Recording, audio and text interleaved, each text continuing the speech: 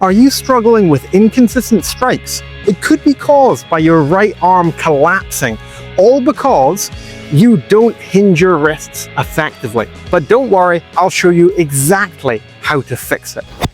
Before we get started, don't forget to subscribe so you never miss a free lesson, and check out the description and pinned comment for free training to play better golf. To hit the ball any reasonable kind of distance, we need to be able to create club head speed and power in our golf swing.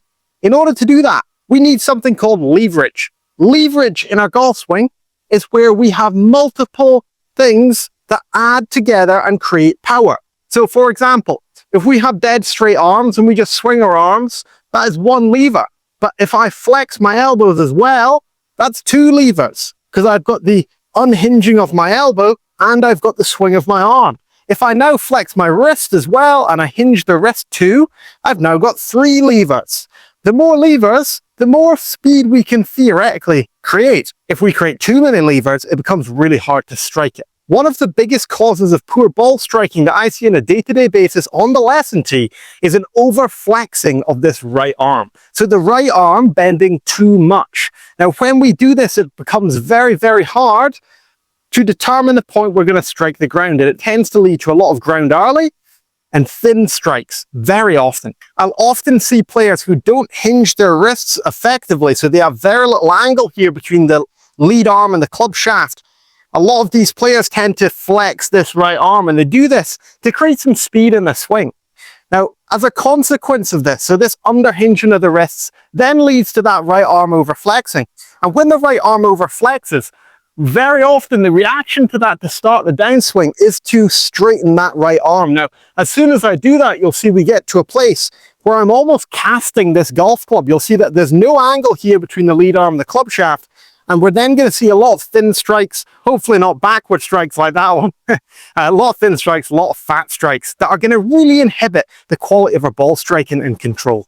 To improve our strike, we need to stop over flexing this right arm. So as a general rule of thumb, we want to see no more than around 90 degrees of bend here in the right arm. If we get too much excessively over that, it makes it very hard to create quality strike. So in terms of doing that, for us to have less right arm flex, we need to learn to hinge the wrist. Because if we don't hinge the wrist now, we're going to lose all of our power. Because now we only have this lever and it's not actually creating as much force as it would have done before. So what I want you to sense here is that the wrist now is going to make up some of the lost angle that we're giving away with that right arm. So in order to do this, I'd like you to hold your golf club straight in front of you, and we're literally just going to bring it straight up without bending our arms at all. Now, if you can do this, this is the sensation that we need to hinge our wrist. So the work in our swing now comes from the club head moving straight up through using our wrist here to move it. Now, as we've moved it straight up, we're then just going to allow ourselves to turn whilst we keep this right arm as straight as we can. So I want you to practice just bringing the club straight up with straight arms. We're then going to turn here with this right arm staying as straight as we can. And we should be aiming to see this right arm under 90 degrees of hinged here. So it's hinge it straight up in front of you. Bring the club straight up without moving your arms. Your wrist should be working pretty hard here. Now, if you find this incredibly difficult, it's probably because you're not gripping it in an appropriate fashion. If you grip it very high in the palm here, what you'll find is it's very hard for you to actually use your wrist to hinge the club. So we want to feel that we're actually gripping it quite low in the hand, almost in our fingers here. So you can see here how I'm literally applying pressure just with my fingers. The club sitting in here, and then the thumb and the top of the hand just sit atop, rather than that club sitting high in the palm here, when it makes it very hard to hinge the club. So it's sitting low in the fingers, and if we're doing that correctly, we should be able to create a lot of angle here.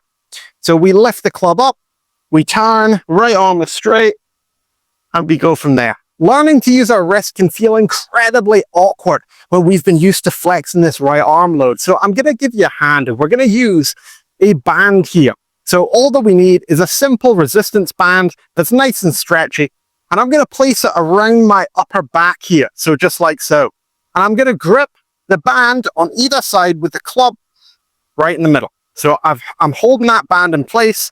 around my upper back, and I'm gripping it like so. Now I've got this club in front of me and it's in a hinge position. I just want you to practice 3/4 type swings here, where we're going to push that club as far away from us as we can. Now the band is going to want to pull it back into you, and I want you to resist that. So this is going to help you learn to become very comfortable keeping a straight right arm, where we push our hands away from us, resisting the band here. We are training this right arm to stay very straight. And you'll see the angle that I've created here in the wrist. I have quite a lot of angle in the wrist. The right arm is very straight, and I'm getting really comfortable here with those wrist angles. Now, when we get rid of the band and we try this again, it should feel much easier. You should find that you're naturally inclined to push this club a bit more away from you. And I just want you to make some small swings where we focus on trying to create those wrist angles and hinge our wrist while we keep that right arm nice and straight. If you have to have some kind of 3/4 type swings whilst you do this, that's absolutely fine. Key checkpoints for us are at the top of our swing. We should see a lot of room between our hands and our head here. If we see very little room, it's a key indicator that we're over flexing this right arm. We want to see plenty of room here, and it tells us that our right arm is much straighter. And if we can create this angle between the lead arm and the club shaft, we're probably using our wrist pretty darn good. Mix in some drill swings with the band. Take the band away, have some small swings. Then hit a shot, small shot, 3/4, very soft power. Then we go back to the start of the process, we repeat. Then we start to hit some fuller shots. And we mix in all these drills all along the way until we're very comfortable keeping this right arm straighter as we hinge our wrist. This is key for striking the ball better. Thanks so much for watching. I hope you enjoyed this lesson. Check out the description for free training and coaching to level up your game. And if you want to learn more about how to use the wrists in your golf swing, check out this video and have an incredible day.